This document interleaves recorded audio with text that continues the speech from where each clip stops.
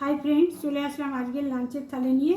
তাহলে চলো দেখিয়ে দিই আজকের লাঞ্চের থালিতে কি কি রয়েছে।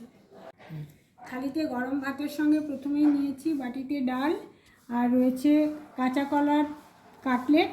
কাঁচা কলা প্রথমে সেদ্ধ করে নিয়েছি, তারপর ছাল ছাড়িয়ে পেঁয়াজ, আদা, রসুন, ধনেপাতা কুচোনো এবং কিছু গুঁড়ো মশলা, ড্রাই রোস্ট করা জিরে, ধনে আর মৌরির গুঁড়ো ও সামান্য লঙ্কার গুঁড়ো ও কাঁচা লঙ্কা কুচিয়ে দিয়েছি, একটু লেবুর রস, একটু গরম মশলা আর একটু সামান্য মিষ্টি দিয়ে কাটলেটের আকারে তৈরি করে দিয়েছি। তারপর ব্রেড ক্রাম্বে গড়িয়ে নিয়ে তারপর ভেজে নিয়েছি।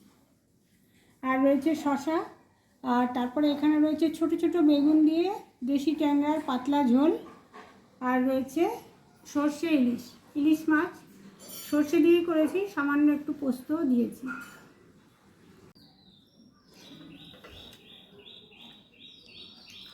কাঁচা কলার কাটলেট,